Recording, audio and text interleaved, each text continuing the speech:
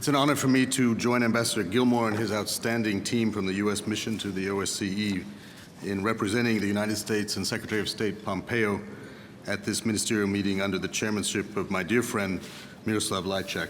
And I salute the foreign minister for his hard work and leadership with Slovakia over the past year. The European security environment is increasingly marked by mistrust and hot conflict. That is the result of actions by one individual OSCE participating state that contravenes the core principles that have guided this organization for decades: Russia. In this meeting, our message must be clear. We insist that nations abide by the commitments they have made both to other nations and to their own people. The people of Moldova still await Russian implementation of its commitments made 20 years ago in Istanbul in 1999. The OSCE is on the front lines of our collective efforts to deal with security challenges that span the military, economic, and human dimensions of security. Nowhere is that more obvious than in Ukraine. Since 2014, Russia's ongoing aggression has killed over 13,000 Ukrainian citizens and driven over 1 million people from their homes. I've just come from a visit to Kyiv, where I reaffirmed U.S. support for Ukraine. President Zelensky's administration has implemented important domestic reforms and has taken steps to energize the peace process in eastern Ukraine. We welcome the recent disengagement of forces at Petrivska, Stanitsa Luhanska, and Zolote.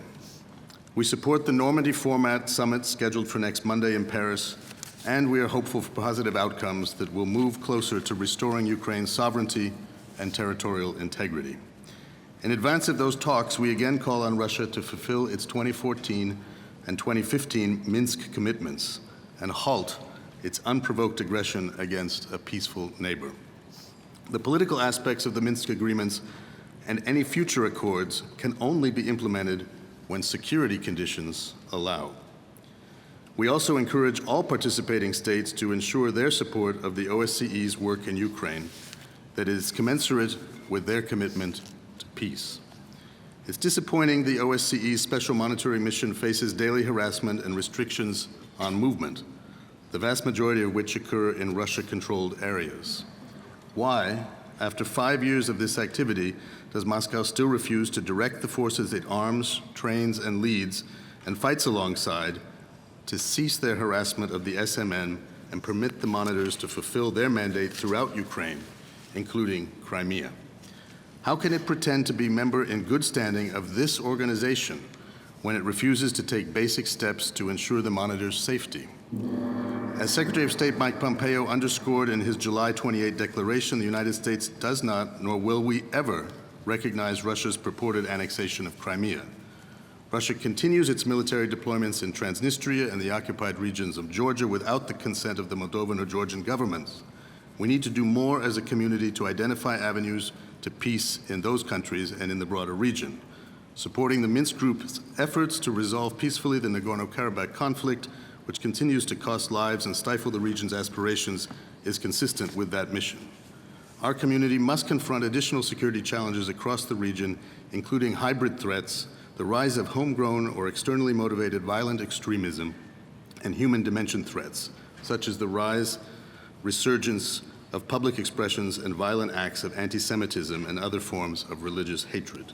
Today, we face government actions that aim to promote divisions, undermine equality of rights, and impede and stifle the exercise of human rights and fundamental freedoms of choice at every level.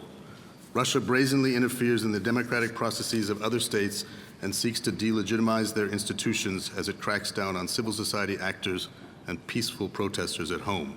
Russia is not alone in using restrictive NGO and media laws and anti-extremism and anti-terrorist statutes to suppress civil society, target dissenters, and members of ethnic and religious minorities, and in holding political prisoners in deadly prison conditions.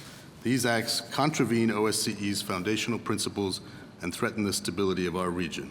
We should insist that participating states accept the responsibility to implement policies that advance the human dignity of all our people.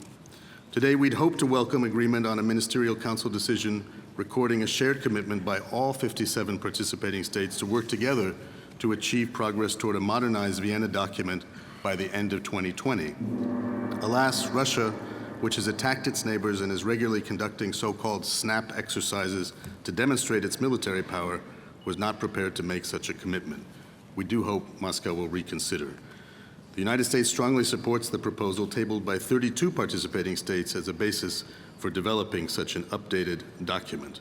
And we need to begin to change this unhealthy dynamic by both working on the Vienna document and via the structured dialogue on security issues, which has already proved to be a venue for frank discussion of some of the most difficult security issues we confront today in all three dimensions. I just finished by saying my government will give its full support to the Albanian chairmanship as it takes on these and other challenges in 2020 and deals with its own challenges. You have our sympathies after the recent earthquake. Thank you.